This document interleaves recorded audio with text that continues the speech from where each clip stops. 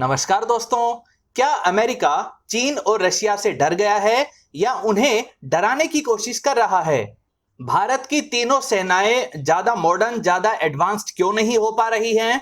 और क्या तेजस में कन्फॉर्मल फ्यूल टैंक्स लगाए जा सकते हैं? इन्हीं की डिटेल्स जानते हैं इस वीडियो में। नमस्कार दोस्तों, मेरा नाम है अमित और मैं स्वागत करता हूं आपका अमित अपडेट्स चैनल पर। तो चलिए दोस्तों शुरू करते हैं। एक सवाल उठ रहा है कि क्या अमेरिका चीन और रशिया से डर गया है या उन्हें डराने की कोशिश कर रहा है? यह सवाल इसलिए पूछा जा रहा है क्योंकि अब तक तो अमेरिका कुछ ही गिने चुने देशों के साथ नेवल एक्सरसाइज करता था, जिसमें कुछ नेवल जहाज ही भाग लेते थे या ज्यादा से ज्यादा एक एयरक्राफ्ट कैरियर का फ्लीट भाग लेता था। लेकिन लगभग 50 वर्षों बाद दोबारा से अमेरिका अब इतने बड़े लेवल पर नेवल एक्सरसाइज कर रहा है, जिसमें एक नहीं बल्कि सारे एयरक्राफ्ट कैरियर के फ्लीट भाग लेंगे, और जो सिर्फ एक जगह पर नहीं होगा बल्कि यह अलग अलग समुद्रों में आयोजित की जाएगी। अमेरिका की तरफ से एक स्ट्रेटेजी की बात हो रही है, जिसमें कहा गया है कि या तो अपने दुश्मन देशों को कंटेन किया जाए, यानी उन्हें रोका जाए, या उन्हें आउटपेस किया जाए, उनसे बहुत आगे निकला जाए। इस सबसे बड़ी ड्रिल को 16 अगस्त तक कंडक्ट किया जाएगा और इसमें 17 अलग अलग टाइम जोन को कवर किया जाएगा, जिसमें रशिया और चाइना को रोकने के लिए ब्लैक सी, मेडिटेरेनियन सी, साउथ चाइना सी और ईस्ट चाइना सी को कवर किया जाएगा। अमेरिका यह चाहता है कि किसी भी संभावित लड़ाई में उसके कुछ खास नेवल जहाजों के डिस्ट्रॉय होने के बावजूद भी उनके अटैक में कमी नहीं आने पाए। अमेरिकी नेवी की ताकत की बात करें तो उनके पास सबसे ज्यादा यानी कि 11 निमित्ज क्लास के एयरक्राफ्ट कैरियर मौजूद हैं, जिसमें हर एक 1 लाख टन वजनी है। साथ ही इन सबसे बड़ा जेराल्ड आर फोर्ड भी अमेरिकी नेवी में शामिल हो चुका है। इतना ही नहीं, उनके पास 9 एम्फीबियस असोल्ट जहाज भी हैं, जो अटैक हेलीकॉप्टर और F-35 जैसे स्टेल्थी फाइटर जेट को ले जा सकते हैं। अमेरिका के सभी नेवल जहाजों को मिलाकर कुल संख्या 350 के आसपास है, जबकि चाइना ने इससे अधिक यानी 400 से ज्यादा जहाजों का निर्माण कर लिया है। यानी जहाजों की संख्या के हिसाब से चाइना की नेवी अब सबसे बड़ी है, लेकिन सबसे ताकतवर और एडवांस्ड जहाजों के हिसाब से अमेरिका चाइना और रशिया से बहुत आगे है। अब तक अमेरिका को रशिया से तो चुनौती मिल ही रही थी, लेकिन पिछले काफी समय से चाइना की तरफ से कहीं बड़ी चुनौती अमेरिका को दी जा रही है। चाइना ने अलग अलग तरह की लॉन्ग रेंज की एंटी शिप मिसाइल्स भी बना ली हैं और इनकी रेंज काफी ज्यादा है। इसी तरह की मिसाइल्स के दम पर चाइना यह क्लेम करता है कि वह अमेरिकी एयरक्राफ्ट कैरियर्स को भी डिस्ट्रॉय कर सकता है।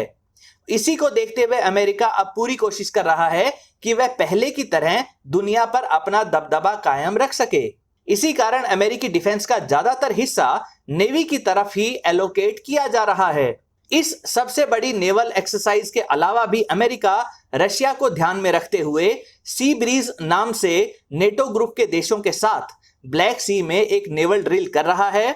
चाइना जिस तरह से ताइवान और जापान के ऊपर अपनी धौंस जमा रहा है, उसको देखते हुए भी इस इलाके में जापान और अमेरिका नेवल एक्सरसाइज कर रहे हैं। इसके अलावा आर्कटिक सर्कल में भी अमेरिका अपने जहाजों को भेज रहा है ताकि रशिया को कंपटीशन दिया जा सके।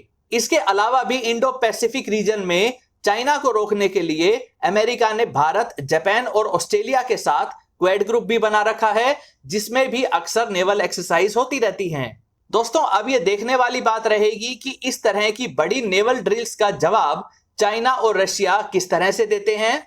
दोस्तों, वीडियो के अगले भाग में हम बात करते हैं इंडियन आर्मी की, कि इंडियन आर्मी मॉडर्न क्यों नहीं हो पा रही है, क्यों हम बाकी देशों के मुकाबले अच्छे हथियारों को समय से नहीं खरीद पाते हैं, क्यों इंडियन मिलिट्री पिछड़ती जा रही है।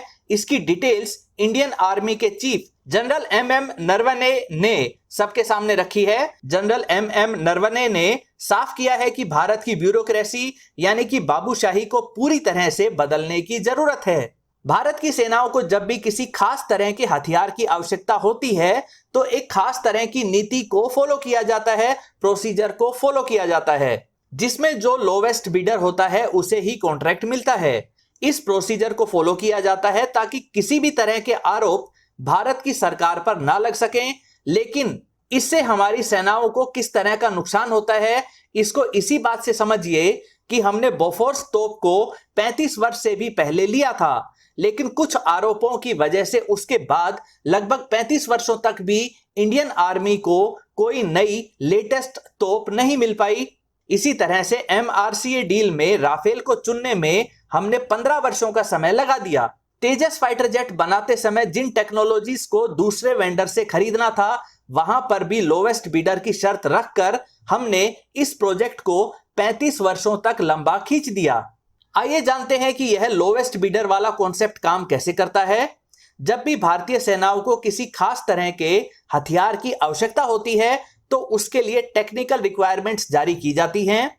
उसके बाद दुनिया भर से उस तरह के हथियार को बनाने वाली कंपनियां अपना अपना प्रपोजल सबमिट करती हैं। फिर उन कंपनियों के हथियारों की टेक्निकल इवैल्यूएशन की जाती है और लास्ट में जब 3 या 4 कंपनियां ही सुटेबल पाई जाती हैं तो उनमें जो लोवेस्ट बिडर होती है, यानी जिसने अपने हथियारों की सबसे कम कीमत एक बंद लिफाफे में गवर्नमेंट के पास जमा कराई होती है, उसे ही कॉन्ट्रैक्ट मिल जाता है।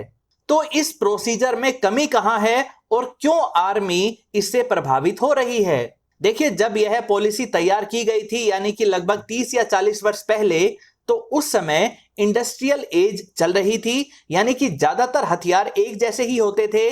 इसी कारण सबसे सस्ती दर पर हथियार उपलब्ध करवाने वाली कंपनी को कॉन्ट्रैक्ट दिया जाता था। लेकिन अब ऐसा नहीं है। अब बहुत ही सोफिस्टिकेटेड हथियार बनाए जाते हैं। अगर भारत को किसी देश से अच्छे ड्रोन्स खरीदने हो जो दुश्मन के इलाके में लंबे समय तक निगरानी का काम कर सकें और आवश्यकता पड़ने पर पिन पॉइंट एक्यूरेसी के साथ दुश्मन के इलाकों में गाइडेड मिसाइल्स भी लॉन्च कर सकें, उदाहरण के लिए अमेरिका का MQ-9 ड्रोन, तो ऐसे में हमें अमेरिका से ही डील करनी पड़ेगी। जबकि लोवेस्ट बिडर वाली प्रोसीजर कहती है कि कम से कम 3 कंपनियां जरूर होनी चाहिए ताकि उनमें से किसी एक को सेलेक्ट किया जा सके। जब MQ-9 ड्रोन को सप्लाई करने वाली कंपनी एक ही है और कोई उसकी कंपटीशन में नहीं है, तो लोवेस्ट बिडर की शर्त पूरी करने के लिए उसकी कॉम्पिटिटर कंपनियों को कहां से लाएंगे? ऐसे में लंबे समय तक इस तरह के जरूरी हथियारों की खरीद लटकी रहती है। अगर भारत को अच्छे ट्रैकिंग रडार चाहिए, दुश्मन की सबमरीन्स को ट्रैक करके डिस्ट्रॉय करने के लिए MH-60R जैसे हेलीकॉप्टर चाहिए, अपाचे जैसे अटैक हेलीकॉप्टर चाहिए या S-400 जैसा एयर डिफेंस सिस्टम चाहिए हो, तो इस तरह के हथियारों को खरीदते समय अगर प्रोसीजर के हिसाब से चलें तो बहुत वर्षों तक यह मामला लटका रहेगा और हमारी सेनाओं को समय से ये हथियार नहीं मिल पाते हैं। जरूरी हथियारों की कमी को कारगिल की लड़ाई में और पिछले वर्ष चाइना के साथ लद्दाख के इलाके में हुए विवाद के समय भी ये कमी काफी महसूस की गई। इसी कारण इमरजेंसी में इन कमियों को पूरा करने के लिए मिलिट्री को 500 करोड़ रुपए तक की इमरजेंसी प्रोक्योरमेंट के राइट्स दिए गए। यानी कुल मिलाकर लोवेस्ट बिडर नीति में कम कीमत पर हथियारों को खरीदने की बात होती थी। उसी नीति के कारण जो कमी रह गई, उसी कमी को पूरा करने के लिए महंगी कीमत पर इमरजेंसी में हथियार खरीदने पड़े। अब हमें इन घटनाओं से सबक लेते हुए लोवेस्ट बिडर के ऊपर ही अड़े रहने की जगह जहां से भी अच्छे और ताकतवर एडवांस हथियार मिल सके, वहां से खरीदने पर जोर देना चाहिए ताकि हमारी मिलिट्री ज्यादा स्ट्रॉन्ग रह सके। दोस्तों, आगे बढ़ते हैं। वरुण जी का सवाल है कि तेजस में कन्फॉर्मल फ्यूल टैंक लगा सकते हैं क्या? Conformal fuel tank additional fuel tank होते हैं जो फाइटर जेट की बॉडी के साथ लगाए जाते हैं। F-15 में इन्हें एयर इनटेक के साइड में देखा जा सकता है। F-16 में इन्हें एयरक्राफ्ट की बॉडी के ऊपर लगा हुआ देखा जा सकता है। इनके कुछ फायदे हैं तो कुछ नुकसान भी हैं। फायदे की बात करें तो इनकी वजह से ड्रॉप टैंक लगाने की आवश्यकता नहीं होती है और इसलिए इनका रडार क्रॉस सेक्शन भी ड्रॉप टैंक के मुकाबले काफी कम होता है। इन्हें एयरक्राफ्ट की बॉडी के साथ लगाया जाता है, जिसकी वजह से फाइटर जेट की मैन्यूवरेबिलिटी पर ज्यादा फर्क नहीं पड़ता है। इसका सबसे बड़ा फायदा यह है कि फाइटर जेट के हार्ड पॉइंट्स को इस्तेमाल नहीं किया जाता है। इन हार्ड पॉइंट्स या अंडर विंग पाइलोन पर एक्स्ट्रा मिसाइल्स को लगाया जा सकता है। इनके कुछ नुकसान भी हैं। लड़ाई के समय अगर अचानक तेज मैन्यूवर्स करने की आवश्यकता पड़े तो उस समय इन्हें ड्रॉप टैंक की तरह नीचे नहीं गिराया जा सकता है। इनसे फाइटर जेट की मैन्यूवरेबिलिटी भी कम हो सकती है। अब सवाल है कि क्या तेजस में इन्हें लगाया जाएगा। देखिए, कन्फॉर्मल फ्यूल टैंक के लिए कोई खास टेक्नोलॉजी नहीं चाहिए। तेजस MK2 जिसकी फर्स्ट फ्लाइट 2022 में हो जाएगी, उनमें फिलहाल कन्फॉर्मल फ्यूल टैंक नहीं लगाए जाएंगे ताकि फाइटर जेट को ऑपरेशनल क्लियरेंस जल्दी मिल सके। तेजस MK2 ऑपरेशनल हो जाता है तो उसके बाद आगे चलकर कन्फॉर्मल फ्यूल टैंक जरूर लगाए जाएंगे। भारत के MiG-29 UPG अपग्रेड्स के समय भी इनमें कन्फॉर्मल फ्यूल टैंक लगाए गए हैं। दोस्तों, ये वीडियो आपको कैसी लगी कृपया कमेंट सेक्शन में लिखकर जरूर बताएं। अगर ये वीडियो आपको अच्छी लगे तो इसे लाइक करें, दोस्तों के साथ शेयर करें और चैनल को सब्सक्राइब करना ना भूलें। नमस्कार।